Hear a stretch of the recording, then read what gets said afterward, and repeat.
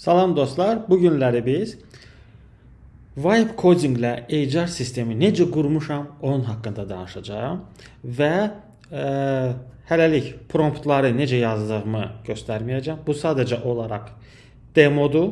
Növbəti mərhələlərdə tam işləri necə qurduğumu göstərmək istəyirsinizsə, aşağıda komment yazmağı unutmayın. Proyektimiz Django-da yığılıb.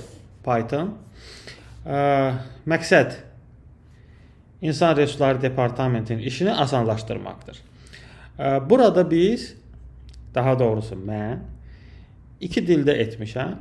Həm İngilis, həm də Azərbaycan dilində.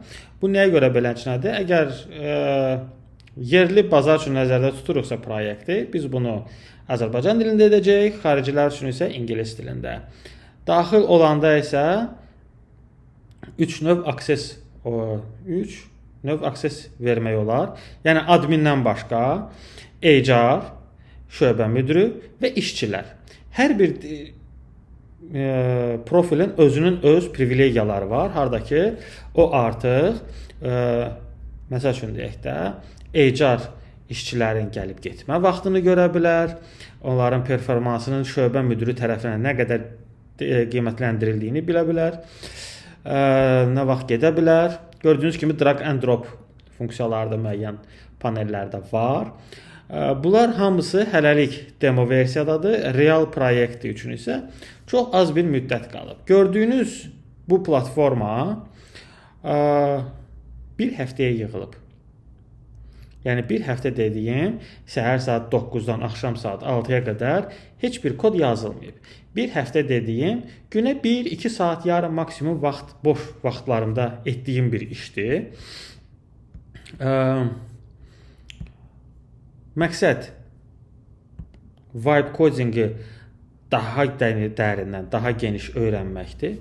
Çünki Vibe Coding artıq, yəni hal-hazırda 2025-ci ilin noyabr ayındayıq. Hardasa 7 aydır ki, o başlayıb, yəni bu sahə bazara daxil olub artıq. Bəli, müəyyən negativ artıq hallar da baş verib ki, proyektlər yazılanda o kiber təhdidlərə məruz qalır və onlar sındırılır.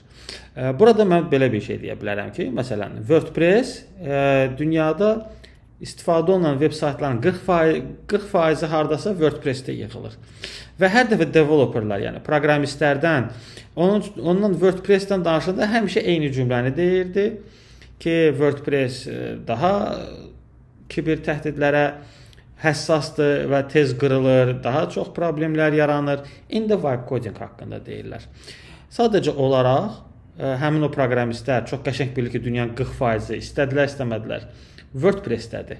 Və onlar istədilər, istəmədilər, hal-hazırda Vibe Coding işləyir və Vibe Coding-i siz gördüyünüz hal-hazırda front-end olsun, hətta back-endini, yəni Django-nun back-endini də göstərə bilərəm, var. Yəni hər şey işləyirsə,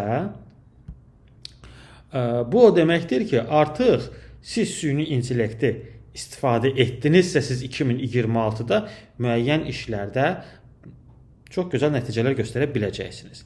Əlbəttə ki, indi bəlkə də bu videodan sonra kurslar başlayacaq. Həmişə normalda belə olur. Müəyyən kurslar başlayacaq Vibe Coding-i reklam eləməyə. Xahiş edirəm, onlara da çox diqqətli fikir verin. Əgər videonun bu vaxtına, bu timeline-na qədər gəlmisinizsə, araşdırmağı unutmayın. Kim dərs deyir və nə dərs deyir. Bir çox hallarda təəssüf ki, hər hansı bir sahə, yeni bir sahə çıxanda, mənim videolarımda da görsəz, daha çox məndə kiber təhlükəsizlikdir, TryHackMe və Hexabox-dur. Lakin bəzən olur ki, yəni bir müddət hype-daydı kiber təhlükəsizlik, indi hype-da Vibe Coding-dir, hype-da biznesin avtomatlaşdırılmasıdır. Halbuki biznesin avtomatlaşdırılması artıq 2024-dən bu var. Və ondan qabaq da müəyyən platformalar var idi ki, bu özünü göstərirdi. İndi də vibe coding başlayır. Əlbəttə ki, vibe coding bu o demək deyil ki, sizin ümumiyyətlə proqramlaşdırmadan xəbəriniz olmadan siz hər hansı bir platformanı çox gözəl formada yığacaqsınız. Yığacaqsınız, amma müəyyən problemləriniz də olacaq və bu problemləri aradan qaldırmaq üçün yenə də istər-istəməz fundamental bilikləriniz lazımdır. Proqramı tam bitirdikdən sonra bizim öz komandamız belə deyək, təcrübə üçün öz yığdığımız saytları özümüz test edirik. Amma bir çox proqramistlər, bir çox indi birazdan başlayacaq vibe coderlar bunu etməyəcək. Ona görə həmişə diqqətli olun, həmişə baxın, nə işlər görürsünüz, düzgün promptları yazmağı öyrənmək də lazımdır. Və əgər siz vibe codingi öyrənmək istəyirsinizsə və bu platformadan, yəni mən hər həftə müxtəlif platformaları göstərəcəm ki, hansıları necə yığmışam. Əgər siz bunu öyrənmək istəyəcəksinizsə, sadəcə olaraq kommentə, yəni YouTube videosunun kommentinə sadəcə bir plus qoyun və yaxud maraqlıdır sözünü qoyun. Mən 100 komment olduqdan sonra əlbəttə ki, buna uyğun bir kurs hazırlayacağam. İndi isə hamınıza uğurlar. Ümid edirəm ki, video 2025-ci ilin ən maraqlı videolarından biri olacaqdır. Hamınıza bir daha uğurlar gələn videolara qədər.